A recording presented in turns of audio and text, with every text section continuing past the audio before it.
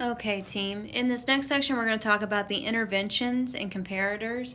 This is a really important section as well. So anytime I am looking at a clinical trial, I always like to see exactly how we are dosing drugs and what we're comparing them to.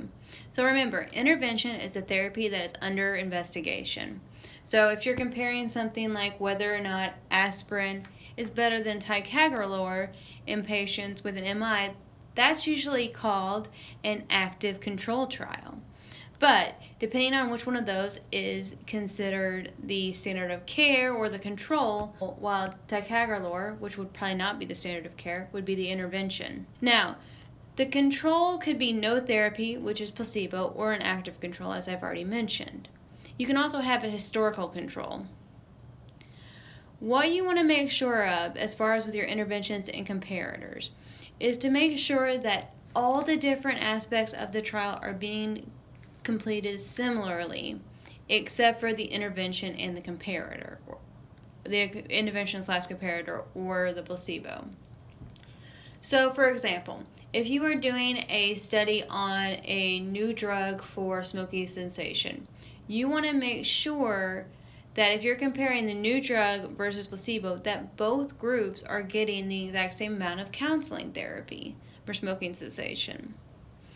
Or if you have a trial that deals more with something like weight loss therapy, making sure that the patients are getting if patients are receiving weight loss counseling, that both groups are receiving the same amount and the same type of weight loss counseling. Now, if you do have an active control, you do need to ask yourself a couple more questions.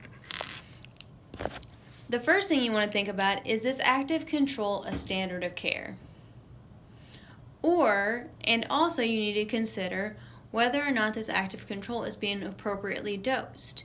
Because if you have the wrong dose or the wrong comparator, that can significantly affect outcomes. So if you think about it this way, if I'm doing a trial that is comparing two different blood pressure medications, but I don't have them at their equal potent dosing or at dosing that's similar, that could really affect your outcomes.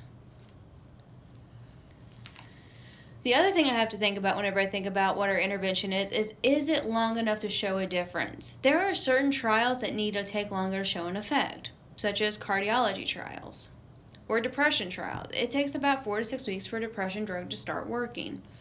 Versus in a trial that's doing something like ICU outcomes, it could be days. Also, like COPD trials, a lot of times those are based off of 52 weeks because you want to look at exacerbations per year.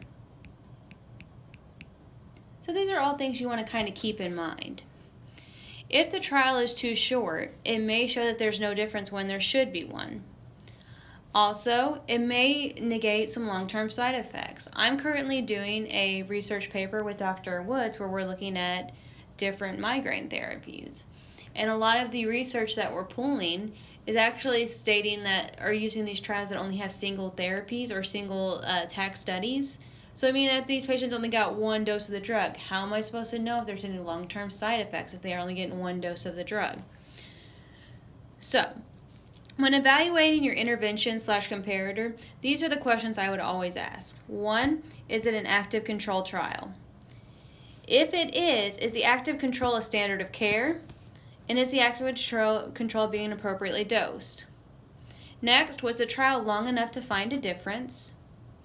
And then other than the intervention and the comparator groups, were they both treated similarly? Meaning that other than the intervention, was there any other differences?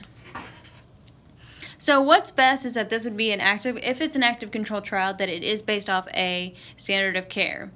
If it's a placebo-controlled trial, that there is no standard of care. So, for example, a lot of the COPD trials can't be placebo-controlled trials because we already know that there are drugs that help treat COPD, and it would be unethical to give patients no medications.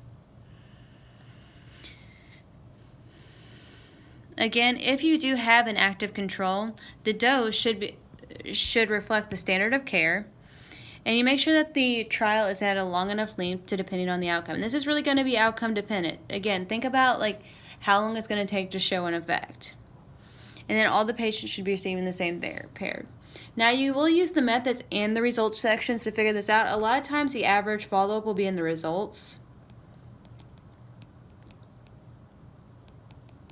versus in the methods section, that's where you're going to find the information regarding the dosing and the intervention. Now, you are going to want to check things like the guidelines and other resources like DePuros or up to date to find the standards of care and length of time to show the difference. And then I'd also consider using things like LexiComp / Micromedics to make sure you're at the right dose.